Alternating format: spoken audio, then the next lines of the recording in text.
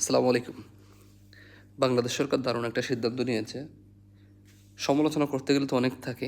কিন্তু কিছু জিনিস আছে যেটা সমালোচনার ভিতরেও কিছু একটা জিনিস ওই যে বলা হয় না, ভালোর জন্য মন্দের ভালো বা ভালোর জন্য ভালো বলতে হয়। তো যেটা বলতে চাচ্ছি, কাম টু দ্য পয়েন্ট, ওই জিনিসটা হচ্ছে ধূমপানের জন্য। লোকাল প্লেসে ধূমপান করা তো অনেক আগে এমনি একটা খারাপ কাজ, আগেই নিষিদ্ধ ছিল। এটা এখানে জরিমানার ব্যবস্থা করেছে, যেমন বাসের ভিতরে, লোকাল প্লেসের ভিতরে ধূমপান করা অনেক নিষিদ্ধ, এবং একটা জরিমানারও একটা বিধান করে দিয়েছে, এবং একটা আরও ব্যাপক আকারে। এবং সাথে বিশেষ অনেকগুলো জায়গার মধ্যে ধূমপান বেচা বিক্রি নিষিদ্ধ করা হয়েছে। ধূমপান বেচা বিক্রি নিষিদ্ধ করার মাধ্যমে এটা আরও একটা যুগোপযোগী সিদ্ধান্ত গ্রহণ করা হয়েছে, যেটা বাংলাদেশের জন্য অনেক আগে করাই জরুরি ছিল, কিন্তু করা হয়নি আমি মনে করি। তো এটা একটা খুবই সুন্দর একটা সিদ্ধান্ত বাংলাদেশের জন্য। কারণ বাংলাদেশের মতো একটা উন্নয়নশীল দেশ,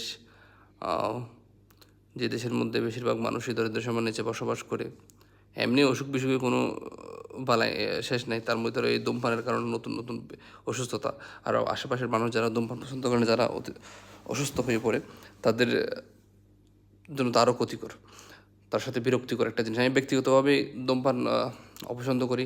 যখন কেউ একজন ধূমপান করতেছে একটা গাড়ির মধ্যে বসে, এমন একটা বিরক্তিকর যে মানে পুরো গাড়ির মানুষগুলো একটা বিরক্তিবোধ তৈরি করে দেয় শরীরের, মনের ভিতরে।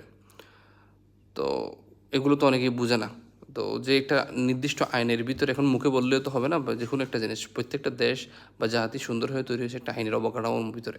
প্রত্যেক দেশের মধ্যে ক্রাইম থাকে, প্রবলেম থাকে, প্রবলেমগুলো সলভ করার জন্য একটা আইন এবং এটার বাস্তবায়ন, ইমপ্লিমেন্টেশন, যেটা হয় ইমপ্লিমেন্টটা করতে হবে।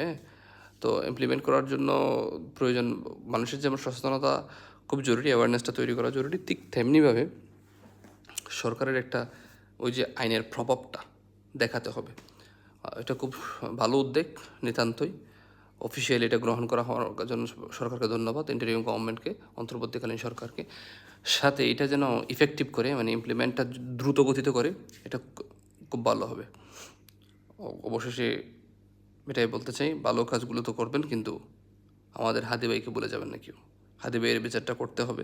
ইন্টারিম গভর্নমেন্ট, আপনারা যাবার আগে, আপনারা বলেছিলেন আপনারা যাবার আগে হাদি ভাইয়ের বিচার করে যাবেন। হাদি ভাই এদের রক্তের উপর, জুলাই বিপ্লবের রক্তের উপর আপনারা যে সরকার গঠন করেছিলেন, সো হাদি ভাইয়ের রক্তের সাথে বেইমানি করবেন না। ভালো থাকবেন। জাস্টিস ফর হাদি, এবং ভালো কাজগুলোর জন্য ধন্যবাদ আপনাদেরকে।